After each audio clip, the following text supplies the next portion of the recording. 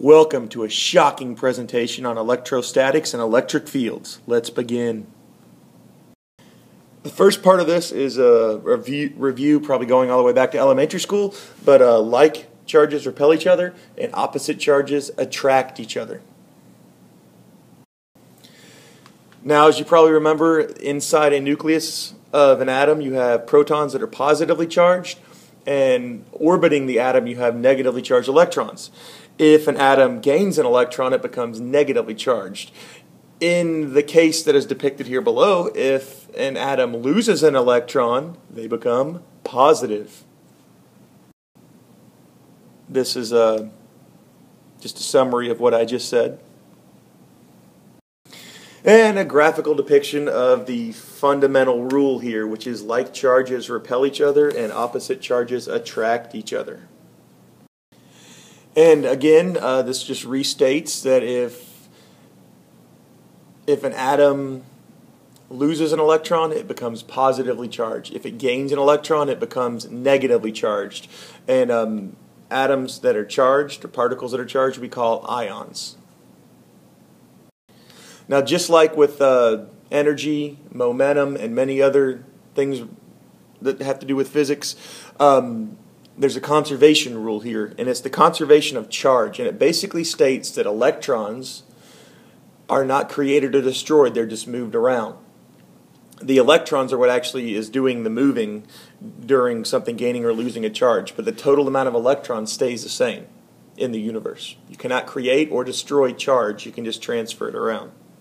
Now, we've studied gravitational force. Here we're studying force dealing with charge. One main difference is with gravity, it's always an attractive force. With charge, it can be an attractive or a repulsive force. The unit of charge is called the coulomb, abbreviated C.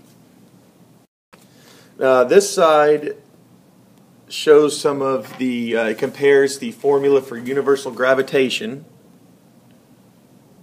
with the formula for forces dealing with charge. And there's a lot of similarities. Some of the main differences is instead of dealing with mass, it deals with the units of charge. That's what these are.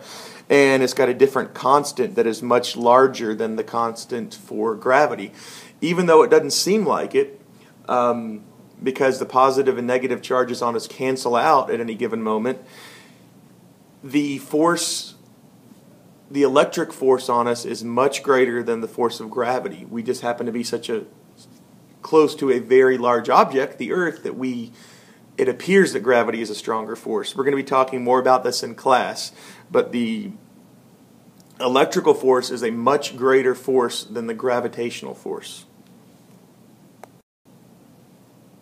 A little more of what probably is a review is dealing with conductors, insulators, and semiconductors. Now, it's electrons that are doing the moving. The protons are stuck in the nucleus of an atom most of the time. But electrons are free to move around, especially electrons in the outer orbital shells. Now, things that allow the electrons to flow are called conductors. Metals are very good conductors because the electrons are considered loose. They can be transferred around from atom to atom on the outer surface of metals, and that makes metals good conductors. In some substances, the electrons are not as free to move, and these are called insulators. They are poor conductors of electricity.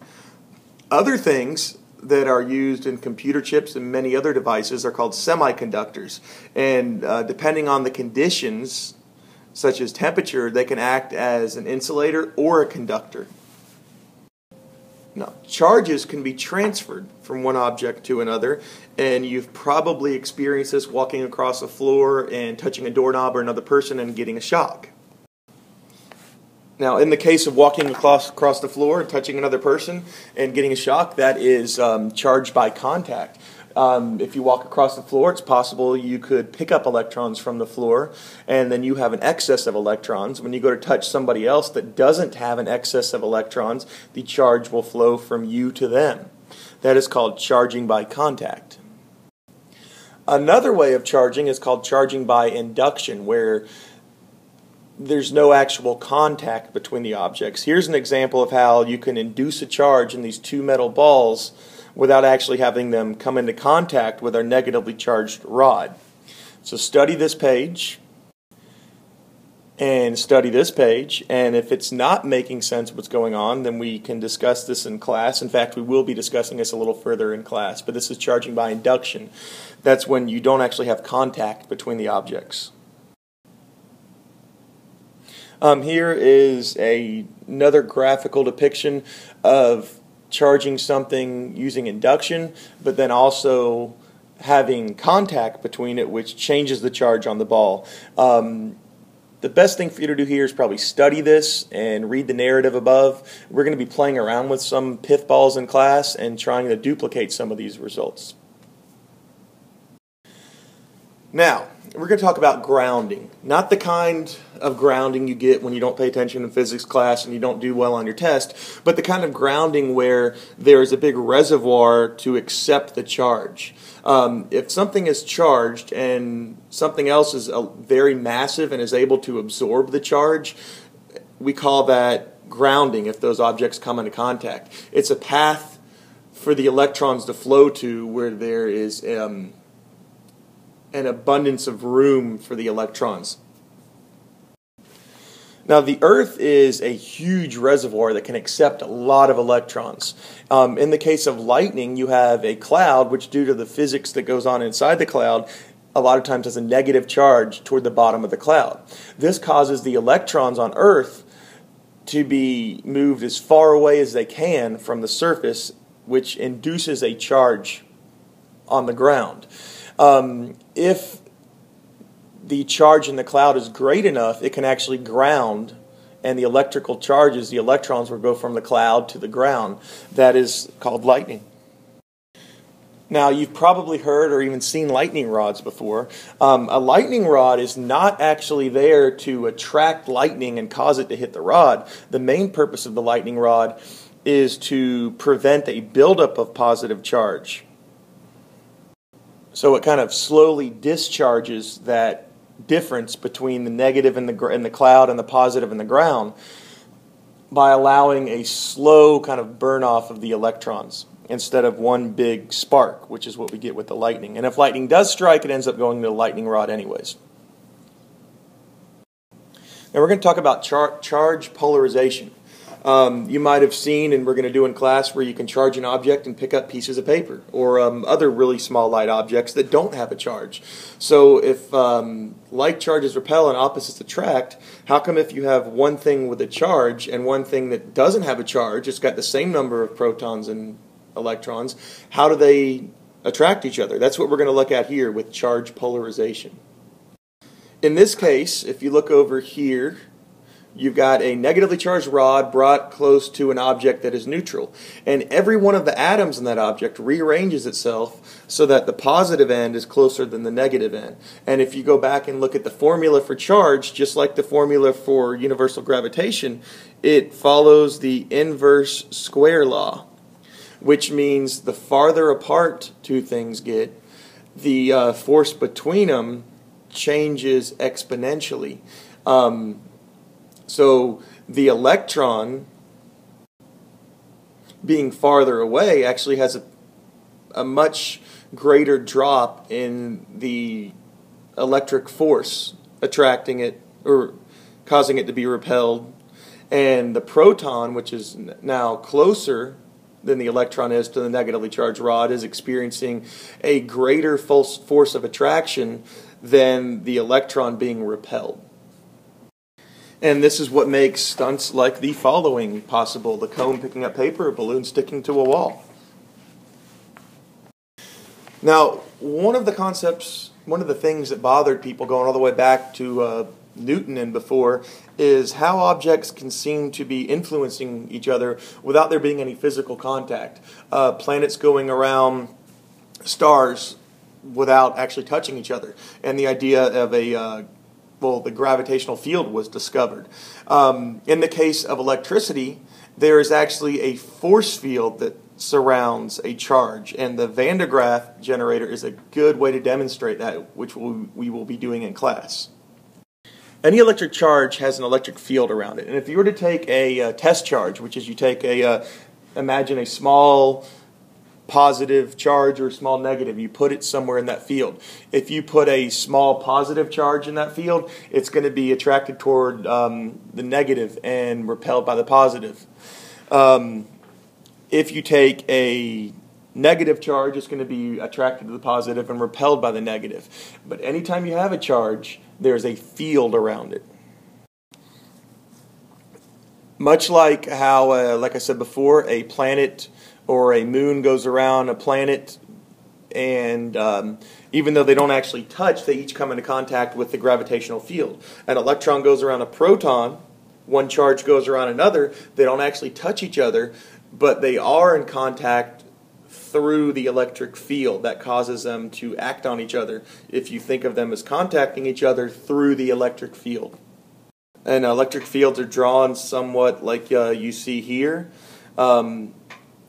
The magnitude of the field has to do with the length of the vectors, and the strength of the field has to do with how close the lines are together. Again, some other representations of electric field lines for your studying pleasure. Now, with conductors, the charge tends to spread out around the surface because, let's say something is negatively charged. The electrons all repel each other, try to get as far away from each other as they can, and they end up spreading over the surface. In the case of a Van de Graaff generator, the charge is spread around the outside of the ball at the top. The inside of the generator in the center would actually have a net charge of 0. This is why if you were in a car that were to get struck by lightning, you should be okay because the charge is spread over the outside of the car and the charge inside cancels out to 0. So again, the process behind electric shielding here is that charge spreads over the outside of a conductor and the charge inside cancels. Then, like I said just a second ago, this is called shielding. If you surround something with an electric field, then the charge is arranged on the surface and it will protect what's inside by electric shielding. As this slide states, how to shield an electric field. And again, another representation of this. Now, if the object does have any edges to it, the charges tend to collect at those edges, which is also going back to our talk about the lightning rod. The charges tend to concentrate around the point and slowly discharges instead of having that big rapid discharge called lightning. And the concept of shielding is why a lot of electronics or wires have metal covers around them. It's to protect the electromagnetic signal traveling through the wire. It's shielded to keep that signal intact and without having it interfere with other electromagnetic signals. Now, what this depicts is just going back to what we've already learned. You have potential energy and you have kinetic energy. Potential energy has to do with how much work was applied to move something, in this case to lift something, and then if it falls back down to its original position, the potential energy turns into kinetic energy. If you move a charge through an electric field and it requires work, force times distance, then it has potential energy, electrical potential energy. And that electrical potential energy can be turned into electrical kinetic energy. Now, there's something called electrical potential energy and electric potential. And this is something more for a class discussion, and we will be getting into that. Kind of summed up quickly, electric potential is how much push. Here is an object surrounded by positive charges. Here's a larger one. Now, these positive charges and these are about the same distance from the ones on the Van de Graaff here. So the amount of push causing each charge to be pushed away is electric potential. It's how much push there is. But the electric potential energy is the total amount of energy when you consider all the different charges, how many charges there are, and the push. So if you have a certain amount of push, but you have a lot of charges there being pushed, you have greater energy. It's kind of like with a sparkler. A lot of you have probably held a sparkler at the beach. Each one of those sparks on the sparkler is very, very hot, thousands of degrees. But at any one time, it's such a small amount of molecules that are actually hitting you to transfer that energy. So if you can kind of think of it like that. We're going to be talking more about this in class. Now, electric potential, not electric potential energy, but electric potential, the push. The push from charged particle to charged particle. How much pushing force is there? We call that voltage. That is something that's important. Electric potential is voltage. And just to wrap things up here, we have a couple more slides. A capacitor. We're going to be talking about these in class. A capacitor is basically an electrical energy storage device. It's a method of storing an electric charge. And the Van de Graaff, which we should have some shockingly good times with in class, is a device that has a motor, and the only function of the motor is to turn a belt, which transfers electrons up to a metal sphere. The electrons spread out on the outer surface of the sphere, and this produces incredibly high voltages. A lot of electric potential. However, it's relatively low, very low electric potential energy. It's got a lot of push, but it doesn't have a lot of electrons to flow. So you get that real quick zap, that spark, but you don't have a lot of energy. It's a very high push that's over really quick, which is why we're able to play with this safely. So do not try anything like this with an outlet in your house. That is not something that is low energy. That is very high electric potential energy. Van de Graaff is high voltage, but not high flow. We will be talking more about that in this next part of the unit. Until next time, may the mass times acceleration be with you.